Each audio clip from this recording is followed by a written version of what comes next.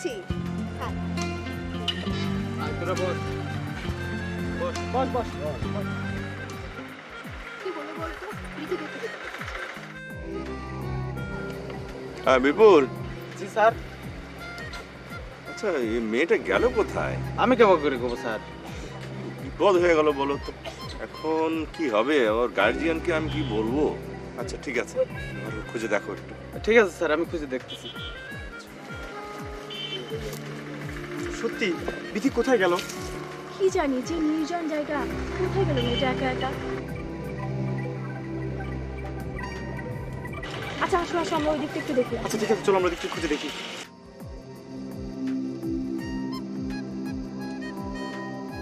বিধি, জানিস দীপক আমাকে কৃষ্ণপুর গ্রামে যাবে। সেখানে একটি নির্জন পোড়াবাড়ি আমরা ছিলাম। 3 দিন পর দীপক আমাকে ফেলে চলে যায়। আমি 2 দিন সেখানে একা ছিলাম। কোনোদিন কোনো ছেলে বিশ্বাস করে।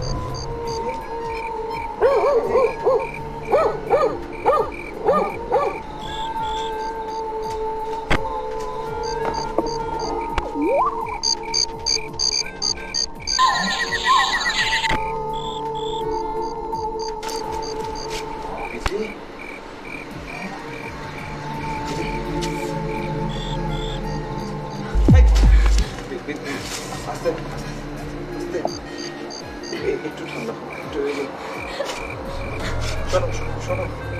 শোনো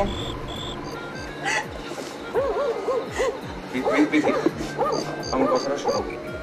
দেখো আমরা কোথায় আছি আমিও জানি না, তুমিও জানো না, কিন্তু দেখো আমার উপর একটু বিশ্বাস রাখা উচিত। হ্যাঁ, একটু ঠান্ডা মাথায়, ঠিক আছে? চলো আমরা বেরোতে পারি। বাড়িটা কি হয়েছে?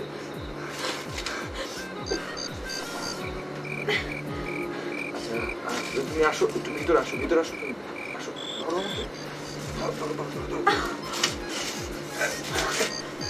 আচ্ছা জিজ্ঞেস করতে হবে। তুমি বসো, তুমি এখানে বসো। একটু বসো, দাও একটা।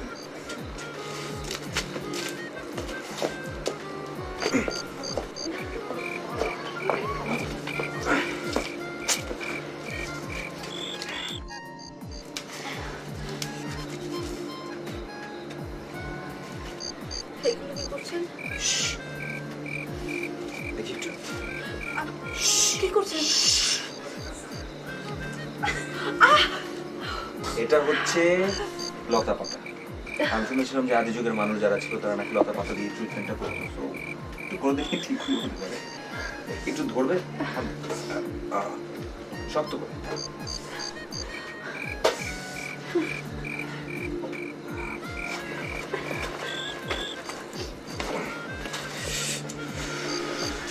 কি করছেন আপনি?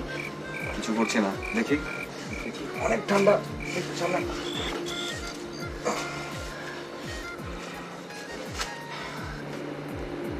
কান্নাটা বন্ধ করে ভালো হয়। কান্নার কিছু নেই।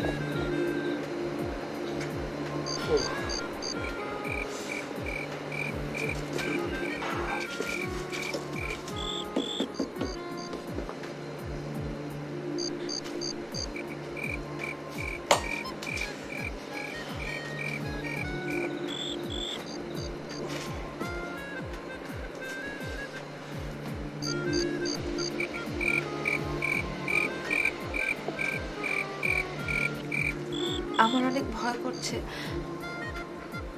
আপনি কি আমার একটু পাশে আসতে পারবেন? শিওর।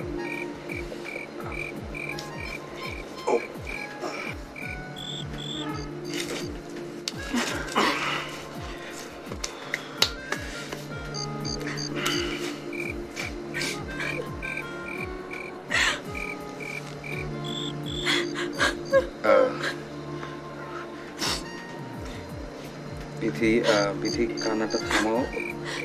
বিধি কান্নাটা থামাও। হ্যাঁ, এগুলো কার জানেন? এগুলো কার? তোমার না? আমার বড় বোনের। ও আচ্ছা, তোমার বড় বোন মানে তোমার বড় বোন আছে? কি ছিল, এখন আর নেই।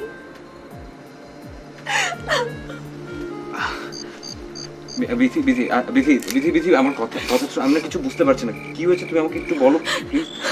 কান্নাটা থামাও প্লিজ। বিধি বিধি বিধি বিধি বিধি আমাকে বলো তো ব্যাপারটা কি? আমরা বুঝতে পারছি না। একটা ভুলের মাসুল দিতে হয়েছিল আমার বোনকে, আর সেই ভুলের জন্য আমার বোন এখন আর নেই।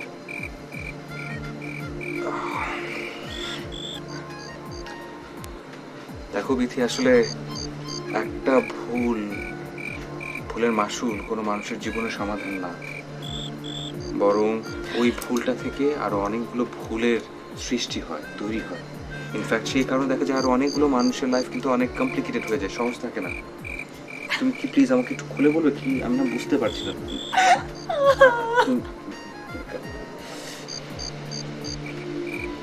কাদের, কাদের। জি স্যার। অনেক রাত তো হলো, এবার চলো ভিতরে যাই, ভোর হলে দেখা যাবে। জি স্যার। আমার বোন হ্যাঁ। দীপক নামে একটা ছেলেকে ভালোবাসতো। বাসায় বাবা মা কেউ মেনে নিতে চায়নি। তখন ওরা পালিয়ে পালিয়ে বিয়ে করেছিল। ওরা পালিয়ে এই কুড়ে ঘরটাতে এসেছিল। এটাই ছিল ওদের শেষ সীমানা। আচ্ছা, 2-3 দিন পর বোনকে এখানে রেখে দীপক কোথায় যেন চলে যায়, আর সে ফিরে আসে না। এরপর এরপর আমার বোন আত্মহত্যা করেছিল।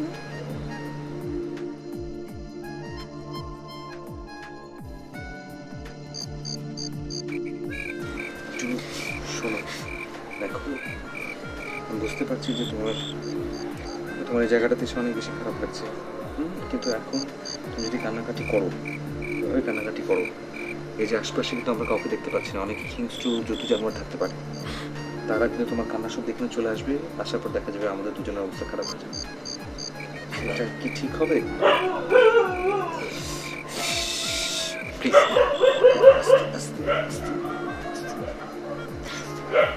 আমি বুঝতে পারছি তোমার খুব খারাপ লাগছে। তুমি একটা কাজ করো, তুমি তুমি তুমি তুমি আমার শোল্ডারে মাথা রেখে ঘুমাতে পারো। ভোর হলে আমরা এখান থেকে চলে যাবো, ঠিক আছে? দেখি তুমি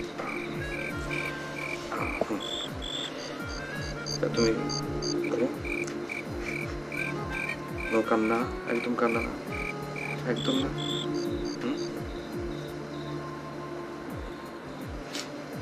আচ্ছা, এতদিনে বুঝতে পারলাম, এই জন্যই মনে হয় কোনো ছেলেকে সহ্য করতে পারেন।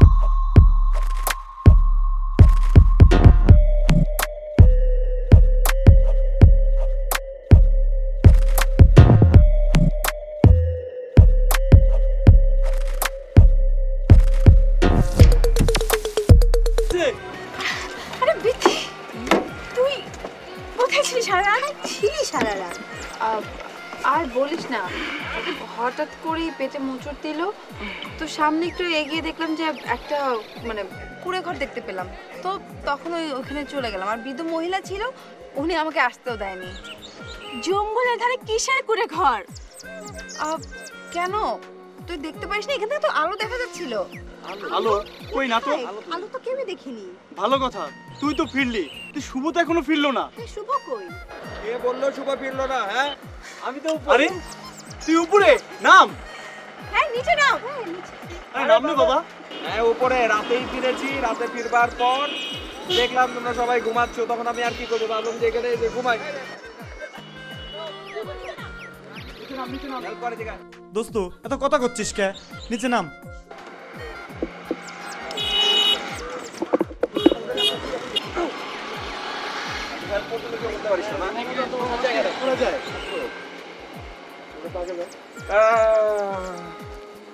হ্যালো, কোথায় ছিলি সারা রাত? উপরে উপরে? দেরি হয়ে যাচ্ছে, চল চল চল চল। হ্যাঁ, চল। আইফি তো উপরে চলে যেত।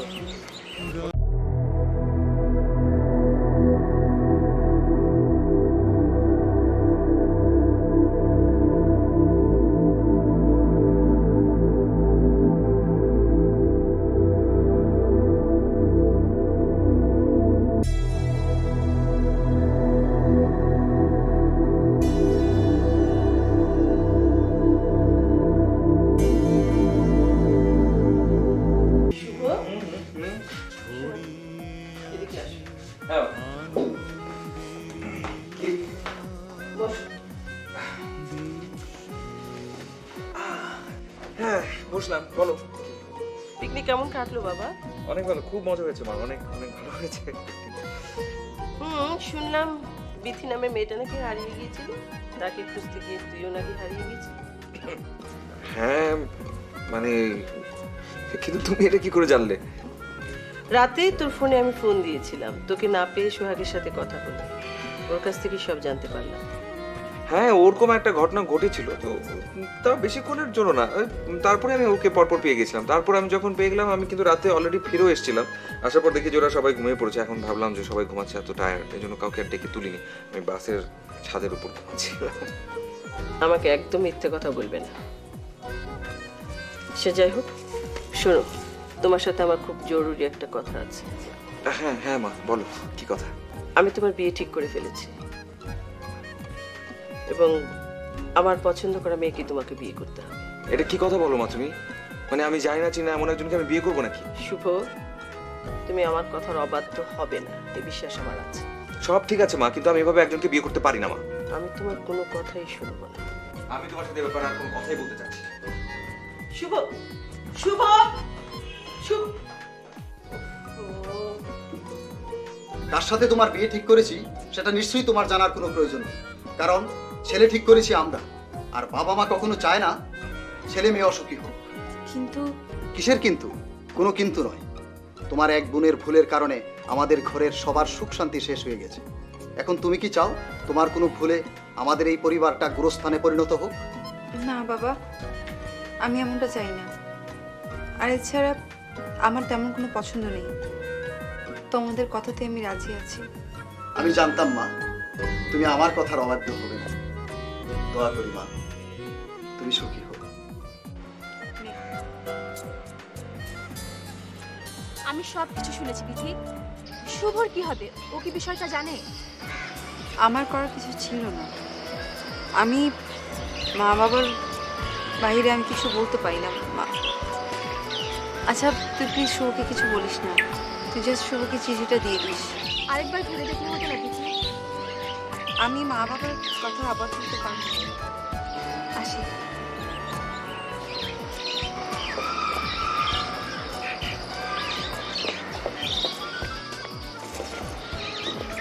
কি ব্যাপার, এখানে দাঁড়িয়ে কেন?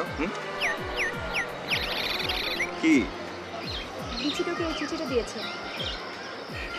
দিদি আমাকে চিঠি দিয়েছে? Thank you, thank you.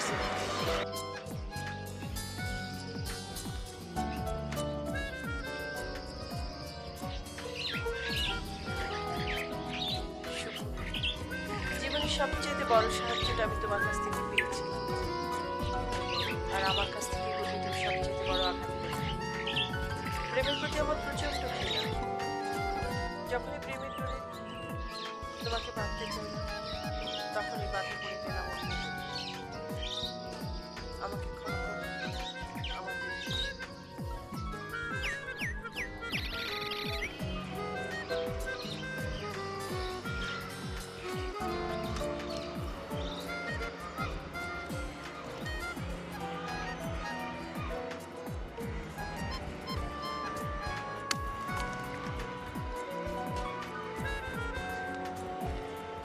এদিকে বলো, বিয়েতে যদি কেউ না আসছে আমি আসবো।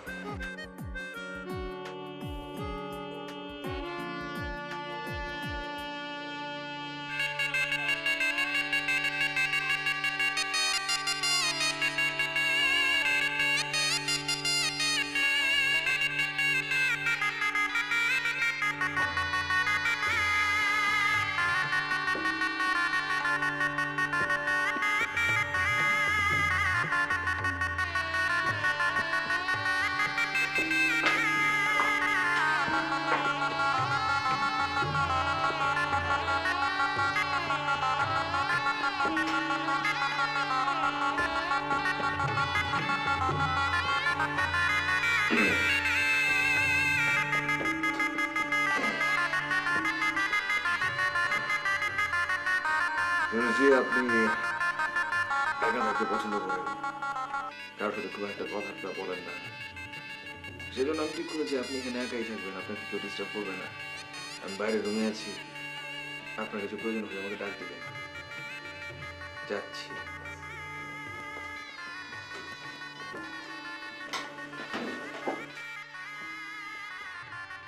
কিরে? না রে, ফোনটা তো রিসিভ করছে না। ফোন ধরবি কেবা করে? ও তো এখন বাসর ঘরে রয়েছে। আচ্ছা তোরা কি শুরু করলি বুঝলাম না। তোদের জন্য কি ছেলেটা বিয়ে করেও শান্তি পাবে না নাকি? আচ্ছা ঠিক আছে, চল। আচ্ছা চল।